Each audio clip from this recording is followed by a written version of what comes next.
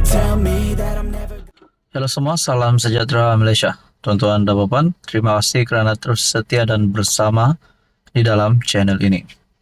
Baru-baru ini kita dikejutkan dengan satu isu ataupun satu berita yang menyebutkan siasatan terhadap pengerusi Perikatan Nasional Tan Sri Muhyiddin Yassin. Akhirnya ramai yang tak berpuas hati dengan kenyataan Muhyiddin Yassin di dalam ucapan beliau semasa berkempen pada PRK Dun Nenggiri. Dan akhirnya beliau disahkan akan dipanggil polis dan disiasat berkaitan dengan isu 3R.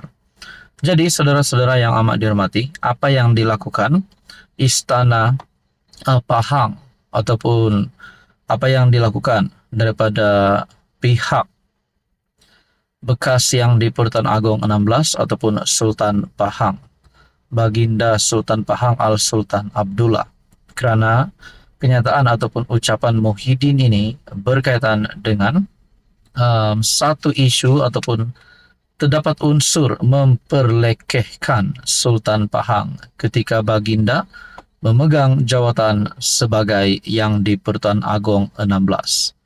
Akhirnya Muhyiddin Yassin disiasat.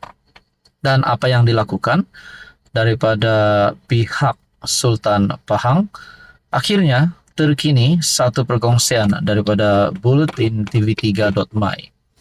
Tengku Hassanal murka terhadap Tan Sri Muhyiddin Yassin. Tengku Mahkota Pahang, Tengku Hassanal Ibrahim Alam Shah, menzahirkan kemurkaan dan rasa amat terkilan atas tindakan Tan Sri Muhyiddin yang secara sengaja dan sinis memperlekeh dan mempertikaikan tugas serta peranan Sultan Pahang Al-Sultan Abdullah Riayatuddin Al-Mustafa Bilasha ketika Baginda menjadi yang di Pertuan Agong ke-16. Dalam pada itu, artikel daripada Harapan Daily bertarikh 19 Ogos. Tunku Azizah murka, tolong respect suami saya, raja saya.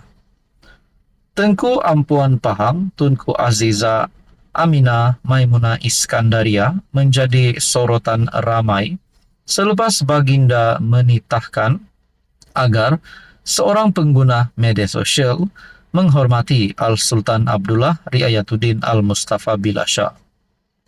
Tolong respect suami saya, raja saya, balas Tunku Azizah kepada seorang individu yang meninggalkan komen respect lagi Tan Sri Muhyiddin.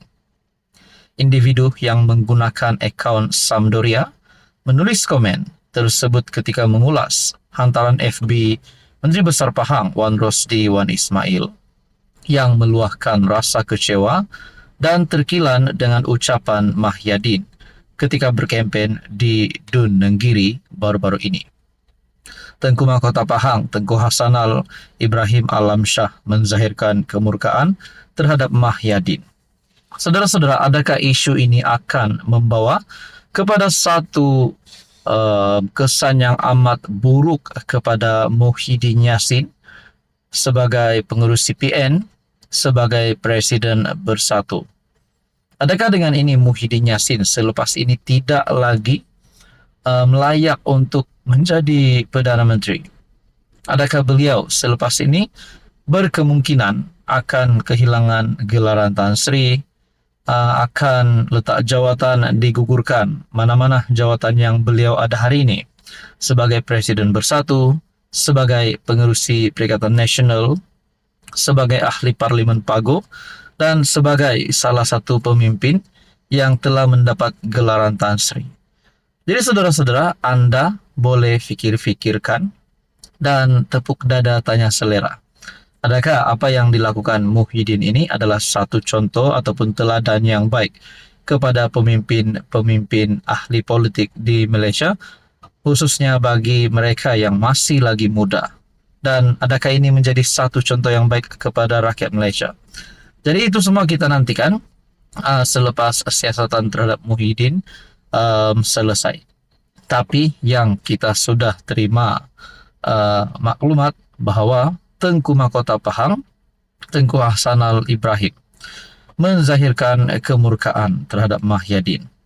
Manakala Tunku Azizah murka, Tengku Ampuan Pahang, Tunku Azizah Amina Maimunah Iskandaria menjadi sorotan ramai selepas Baginda menitahkan agar seorang pengguna media sosial menghormati Al-Sultan Abdullah Riayatuddin Al-Mustafa Bilasha. Apa komen Anda berkaitan dengan ini? Halo semua, salam sejahtera Malaysia. Tuan-tuan dan puan, selamat datang ke channel Fels Lifestyle. Terima kasih kerana terus setia dan bersama di dalam channel ini. Memanglah baru-baru ini terdapat satu perkara ataupun satu berita yang tular di mana-mana media sosial. Di Facebook, di YouTube, di Twitter ataupun platform X, ramai yang sudah mulai memberikan pandangan berkaitan dengan isu Muhyiddin Yassin, yaitu ucapan bekas Perdana Menteri terbabit pada PRK Dun Nenggiri baru-baru ini.